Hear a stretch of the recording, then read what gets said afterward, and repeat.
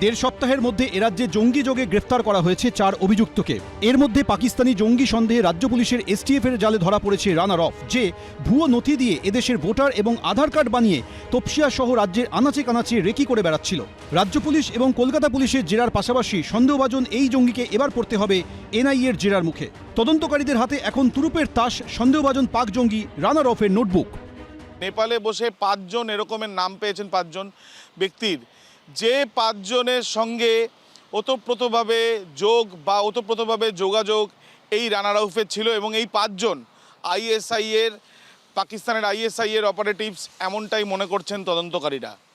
তাহলে নোটবুকে এই যে নাম্বারগুলো, সেই নাম্বারগুলো কাদের? সেই নাম্বারগুলো +977 যেটা নেপালের কোড, +94 যেটা জানা যাচ্ছে যে +92 যেটা জানা যাচ্ছে পাকিস্তানের কোড, +94 যেটা শ্রীলঙ্কার কোড।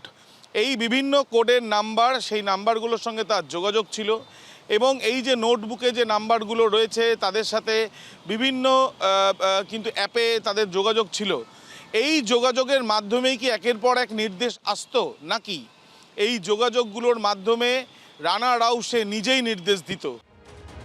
এনআইএ সূত্রে খবর, রানাকে জেরার জন্য তৈরি করা হয়েছে প্রশ্নমালা। রানার অফের থেকে জানার চেষ্টা করা হবে কেন নেপাল থেকে ভারতে ঢুকেছিল সে, এখান থেকে বাংলাদেশে পালানোর চেষ্টার পিছনে ছিল কোন পরিকল্পনা। তিলজলা থানার অন্তর্গত সেখানে যে সেকেন্ড লেন রয়েছে, সেখান থেকে যখন এই আধার কার্ড ভোটার কার্ড যে অ্যাড্রেসে করা হয়েছিল, সেখান থেকে গিয়েও পুলিশ আধিকারিকরা জানতে পেরেছেন, অর্থাৎ এই এসটিএফের যারা গোয়েন্দারা তারা জানতে পেরেছেন যে এই যে কার্ড সেগুলো কিন্তু যে বানানো হয়েছিল এখানে, এবং এখানে এসেও রানা রাউফ সে ওয়াহাব নামে এখানে থাকছিল। তো এই ক্ষেত্রে তাদের জানার বিষয়ে যে এরকম কার্ড বানানো হয়েছে আর কতজনের।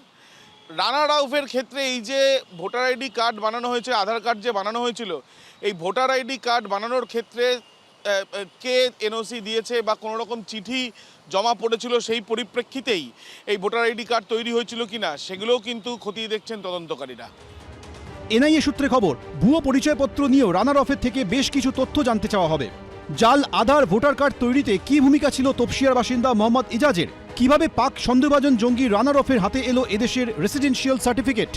এনআইএ সূত্রে খবর, রানার অফের থেকে এইসব প্রশ্নেরই জবাব খুঁজছেন তদন্তকারীরা। এদিকে বর্ধমান থেকে গ্রেফতার হওয়া জঙ্গি হামিম মণ্ডল, তার বান্ধবী অর্পিতা সরকার এবং হামিমের সহযোগী আদিত্য সিংকে শুক্রবার পেশ করা হয় বর্ধমান জেলা আদালতে।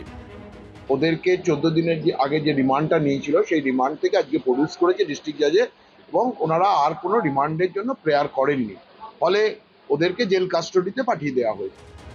জঙ্গি হামিম মণ্ডল এবং তার 2 সহযোগীকে 10ই সেপ্টেম্বর পর্যন্ত জেল হেফাজতের নির্দেশ দিয়েছে বর্ধমান জেলা আদালত। 11ই সেপ্টেম্বর ফের আদালতে পেশ করতে হবে তাদের। আবির দত্ত, কমলকৃষ্ণ দে, এবিপি আনন্দ। এবিপি আনন্দ, এগিয়ে থাকে, এগিয়ে রাখে।